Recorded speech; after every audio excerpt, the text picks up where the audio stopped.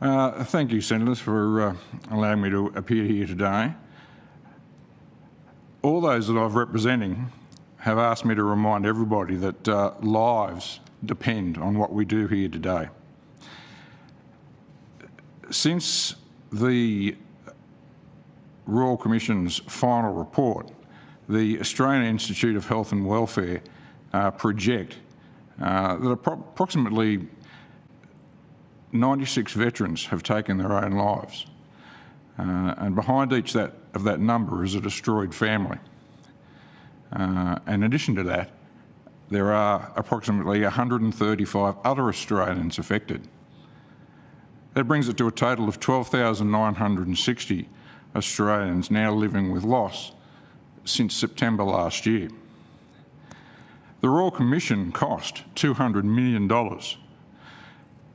And whilst it delivered a number, in fact 122 recommendations, the most critical recommendation, according to Commissioner Nick Caldas, was 122, and that is the independent oversight to send a clear signal that the Australian government, the final report on this task.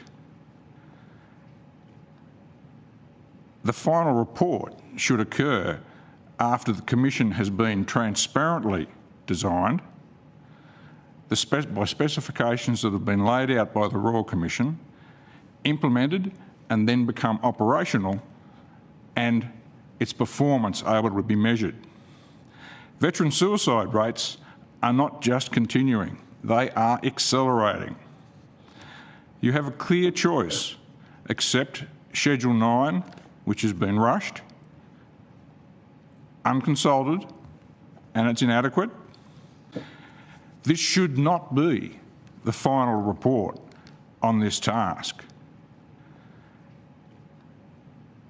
The final report should occur after the Commission has been transparently designed, by specifications that have been laid out by the Royal Commission, implemented and then become operational, and its performance able to be measured. Veteran suicide rates are not just continuing, they are accelerating. You have a clear choice: accept Schedule 9, which has been rushed, unconsulted, and it's inadequate, or demand what veterans and their families and those with lived experience deserve, which is genuine consultation, proper design and oversight. Now, it's got to be transparent. It's got to be an independent statute that stands by itself. It can't one day be part of the Vets Bill and then, the next day we find it underneath the Defence Act.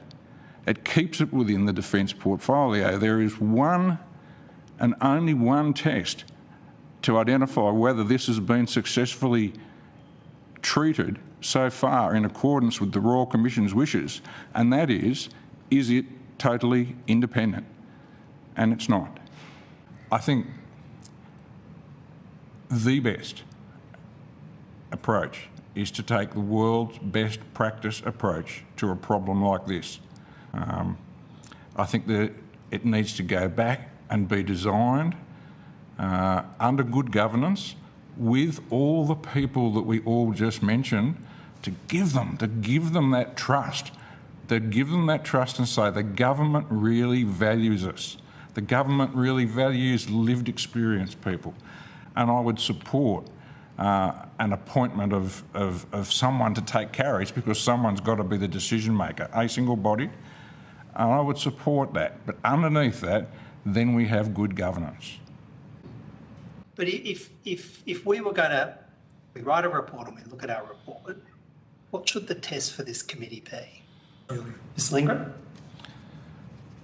The test would be, Senator, that the committee understands that an approach has been taken which was not the intent of the Royal Commission, and it fails. And we need to expend the effort to right that wrong.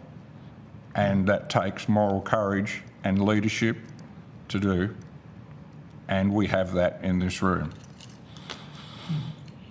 So it starts with not forgetting what the ultimate goal is, which Julianne says is zero suicides.